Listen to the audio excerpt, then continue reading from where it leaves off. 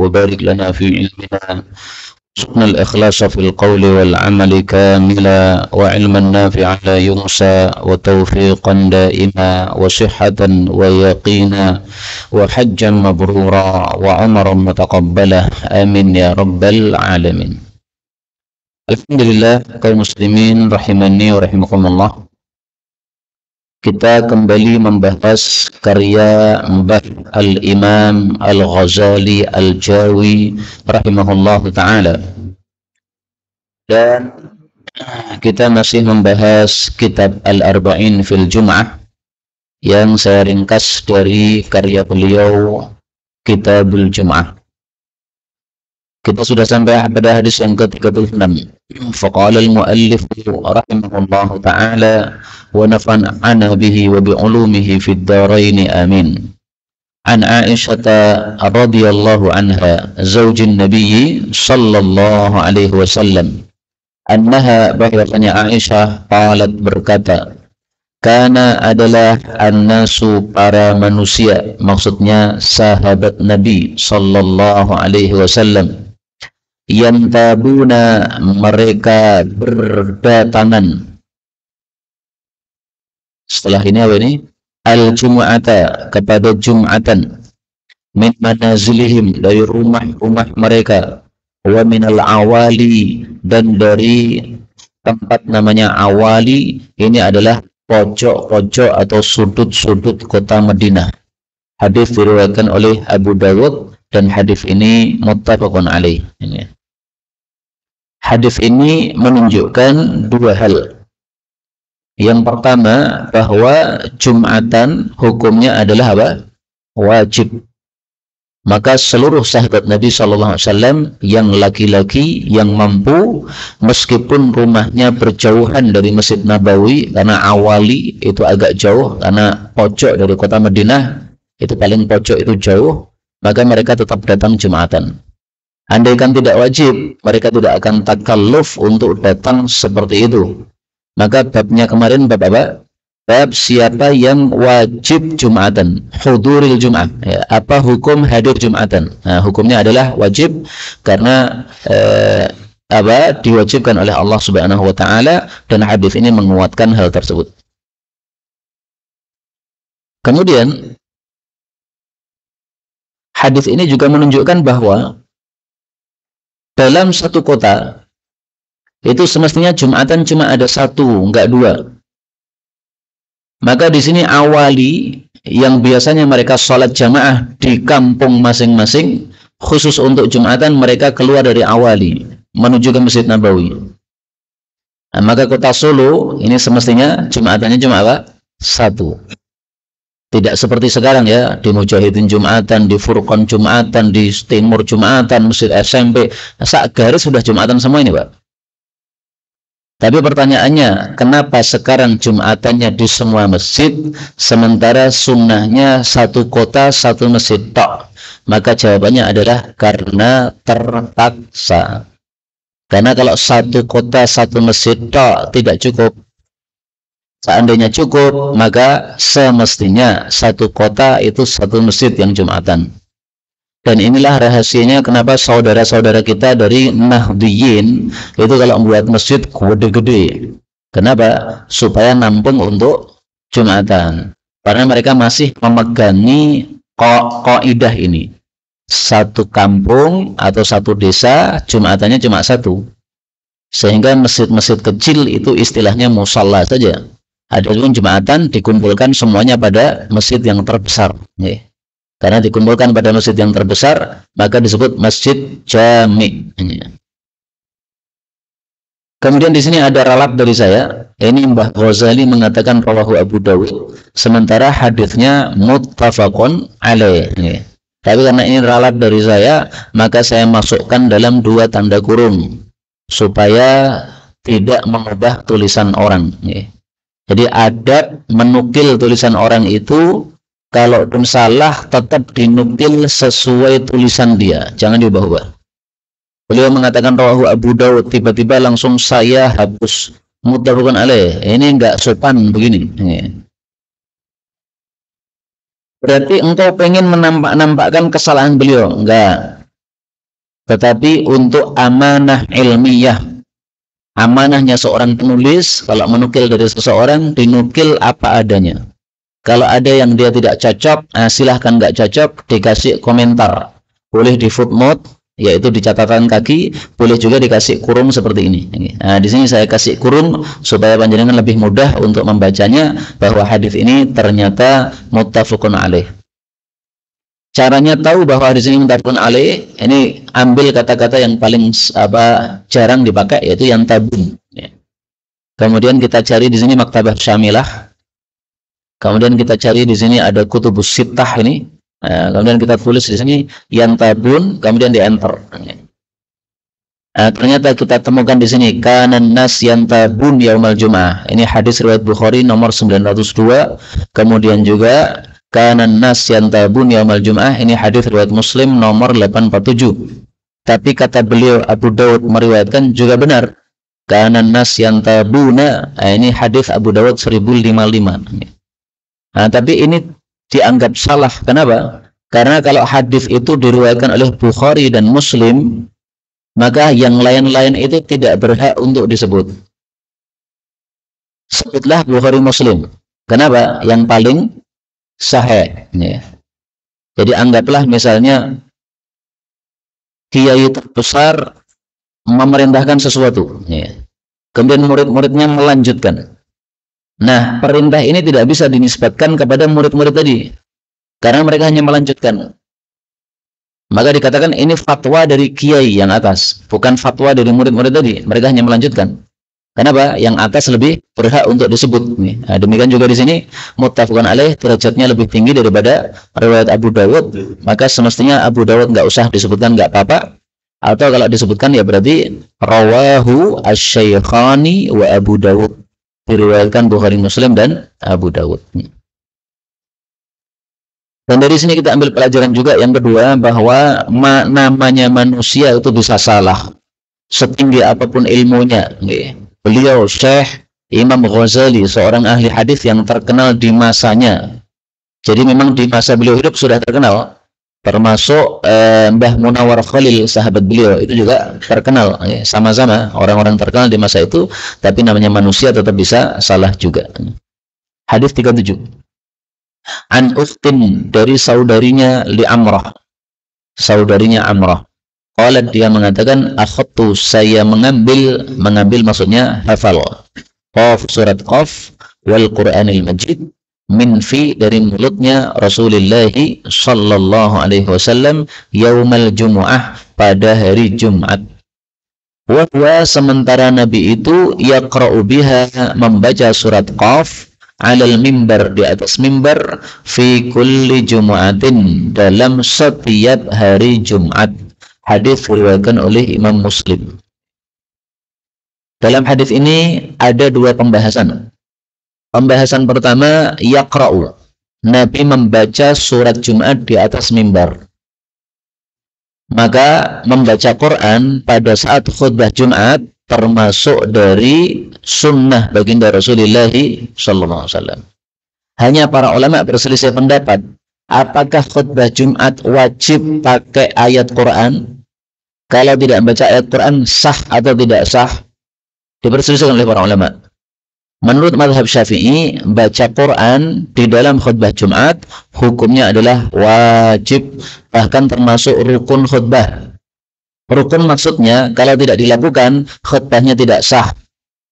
Maka panjenengan khatib hati-hati kalau khutbah di tengah-tengah warga Nahdliyin. Panjenengan nggak baca Quran, mereka pasti ngerundel, khutbahnya ora sah, imamnya ora pinter. Mesti begitu. Kenapa? Karena mereka meyakini bahwa rukun, termasuk rukun khutbah adalah membaca ayat Quran. Bagi mazhab Syafi'i, alhamdulillah, rukun khutbah. Salawat kepada Nabi, rukun khutbah. Membaca Quran, rukun khutbah. Mendoakan untuk kebaikan kaum muslimin, rukun khutbah. Bahkan berbahasa Arab, syarat khutbah. Sehingga kalau tidak pakai bahasa Arab nggak sah. Tapi maksudnya bahasa Arab untuk yang rukun-rukunnya tadi. Yang tidak rukun nggak pakai bahasa Arab nggak apa-apa. Maka innal hamdalillah itu harus bahasa Arab. Kalau naik mimbar kemudian mengatakan segala puji bagi Allah, kemudian tidak pakai bahasa Arab, ini tidak sah menurut mazhab Syafi'i. Ini. Mazhab yang paling ringan di dalam masalah khutbah Jumat adalah mazhab Hanafi. Mereka berpendapat khutbah Jumat itu tujuannya memberikan peringatan atau memberikan petuah atau nasihat. Maka apapun kalimat yang muncul kalau sudah mengandung petuah atau nasihat sudah sah. Misalnya panjenengan naik mimbar kemudian mengatakan, wahai para manusia, bertakwalah kepada Allah. Termasuk bertakwa kepada Allah adalah puasa Ramadan lah. Kemudian langsung turun sah. Jadi khutbah berapa? Menit. Sah tidak? Mazhab Syafi'i tidak sah, mazhab Hanafi sah. Yang bisa nulis bahasa Arab silahkan dicari di YouTube. Aqsaru khutbatin fil alam. Khutbah paling pendek di seluruh dunia. Itu ada rekamannya khutbah Syekh Ibnu Ashur ketika dia marah-marah gara-gara dari rumah menuju Jumatan kaget dia melihat wanita Tunis tidak pakai jilbab. Padahal dulunya Tunis itu semua wanitanya pakai jilbab. Nah, pertama dia melihat kagetnya bukan main, naik mimbar marah-marah, beliau cuma mengatakan bagaimana mungkin kalian akan selamat sementara kalian biarkan istri-istri kalian tidak pakai jilbab, langsung turun qomat. Nah, itu khutbah paling ringkas sepanjang sejarah. Itu saya kira 1 menit sudah cukup itu. Nah, itu sah atau tidak? Mazhab Hanafi sah, mazhab Syafi'i tidak sah. Bahasan kedua, Rasulullah membaca surat Qaf di atas mimbar pada setiap khutbah Jumat. Kata-kata setiap ini dalam bahasa Arab mengandung 2 makna. Kadang-kadang betul-betul setiap, berarti selalu betul-betul. Kadang-kadang maksudnya adalah sering. Nah, ini yang zahir, yang dimaksud adalah apa? Sering. Jadi bukan dari awal Nabi khutbah sampai wafatnya selalu surat Qaf, ya nggak mungkin lah. Ini maksudnya sering. Nah, dari sini kita ambil pelajaran apa? Khutbah Nabi tidak panjang. Coba panjenengan baca surat Qaf dari awal sampai akhir. Kira-kira berapa menit itu? Nah, kata guru saya Syekh Walid Hafizahullah, berdasarkan hadis ini khutbahnya sesuai sunnah itu cuma 6 menit. Maka ditanya oleh teman saya, loh 6 menit nemunya dari mana Syekh? Beliau katakan dari hadisnya Ukhti Amroh yang dia katakan Nabi khutbah cuma baca surat Qaf. Surat Qaf kata beliau selesai dalam 6 menit. Wallahu a'lam bishawab. Tapi ringkasnya memendekkan khutbah Jumat adalah apa? Sunnah. Adapun dalil-dalilnya sudah kita tampilkan dulu, tapi saya ulangi 1 kali lagi ini. Karena adalah Nabi la yutilu, tidak memanjangkan al-mau'izah, nasihat yaumal Jum'ah, pada hari Jumat. Hadis riwayat Abu Dawud. Maka khutbah Jumat menurut beberapa guru kami cukup 10 menit saja. Syekh Shalih Al-Utsaimin di Riyadh khutbah Jumatnya 10 menit, kadang juga 8 menit. Bisa dilihat di YouTube, ada rekaman khutbah Jumat beliau. Ustaz Mudakir khutbah Jumatnya juga sekitar 10 menit. Adapun salat Jumatnya lebih panjang. Syekh Utsaimin sekitar 12 menit. Kalau Ustaz Mudakir sekitar 30 menit sampai wong-wong do kapok. Petawan. Nah, maka yang pengen mencoba sholat Jumat kapok sama Ustaz Mudakir, silahkan datang ke Masjid Abror Solo, dan ngerasa sholat Jumat 30 menit. Kita lanjutkan, Oh ya, ini 1 masalah lagi. Ini rawinya kan perempuan nih. Dia mengatakan saya hafal surat Qaf dari mulut Nabi. Sebagian orang mengira berarti ini perempuan hadir Jumatan. Maka jawabnya adalah tidak harus begitu. Kenapa? Karena dalam hadis yang lain ternyata saudarinya Amroh ini mengatakan dapur saya dengan dapurnya Nabi itu satu, ya. Artinya ini rumahnya Amroh ini mepet dengan rumah Nabi. Karena rumahnya mepet, maka dibuat satu dapur untuk dua keluarga. Karena tanuruna, dapur kami, wa tanurun Nabi, dan dapurnya Nabi satu. Maka berarti hadis itu menunjukkan bahwa Ukhti Amrah ini dari rumahnya dia mendengar suara khutbah Rasulullah sallallahu alaihi wasallam. Kita tahu kan bahwa rumahnya Nabi itu kan di samping mimbarnya beliau. Nah, kalau rumahnya Amrah ini mepet dengan Nabi, berarti dia dari dalam rumah pun sudah mendengar khutbah Nabi.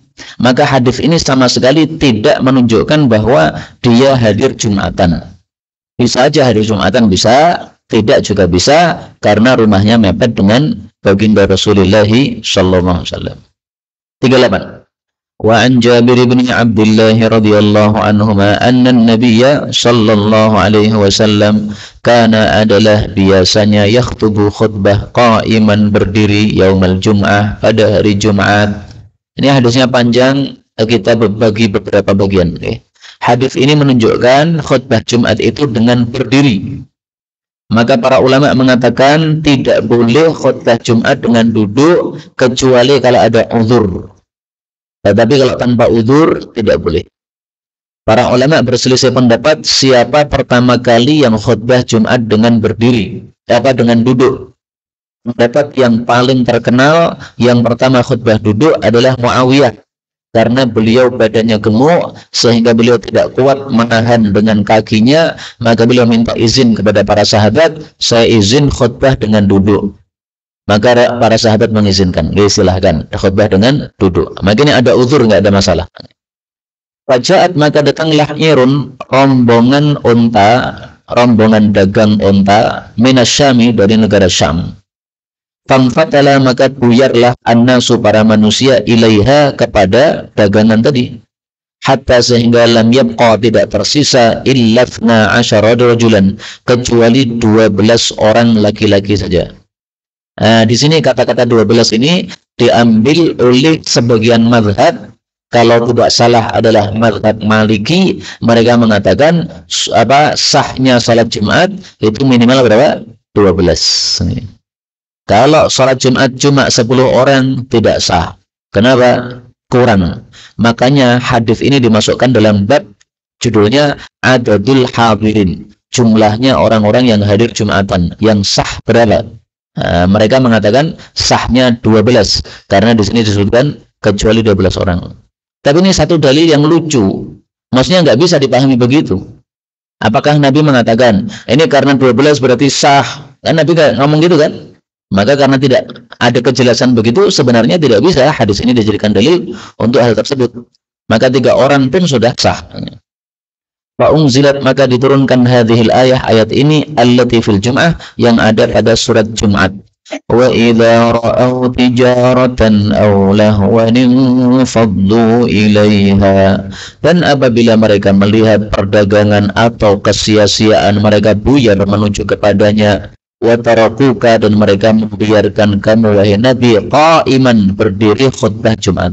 Kata-kata qa'ima ini dalil bahwa khutbah Jumat hendaklah dengan berdiri, tidak boleh duduk. Kenapa disebutkan di sini tijarah, perdagangan, aulahwan, atau kesia-siaan? Karena zaman dulu rombongan dagang kalau masuk ke dalam satu kampung itu ngasih aba-abanya dengan drum band, Pak. Kayak sekarang ketak geng gitu deh. Sehingga anak-anak kecil dengar suara langsung keluar rumah semuanya. Dagang juga begitu. Kalau dagang diam-diam nggak ada yang tahu. Mereka pukul drum bandnya. Maka tijarah ini adalah barang dagangannya, lahwan ini adalah drum bandnya. Muncul pertanyaan, sahabat Nabi kok tega-teganya membiarkan Nabi khutbah Jumat sementara mereka pilih datang ke dagangan. Padahal katanya sahabat Nabi orang-orang baik, orang-orang pilihan. Kok bisa begitu? Jawabannya 2. Perhatikan jawabannya. Pertama, dagangan seperti ini sangat jarang adanya. Sehingga kalau ada datang kemudian pada kemruyuk, wajar. Kalau setiap pekan datang, kemudian mereka kemeruyuk, ini baru nggak wajar. Tapi berapa bulan gitu sekali datang, sehingga rame-rame, wajar seperti ini. Yang kedua, kejadian ini di awal-awal Islam. di mana khutbah Jumat waktu itu diadakan selesai sholat Jumat. Jadi para sahabat mikir, sholatnya sudah selesai, berarti khutbahnya nggak wajib didengarkan. Nabi khutbah, biarkan khutbah, yang penting sudah ada yang mendengarkan, kami datang untuk berbisnis atau membeli, nggak apa-apa.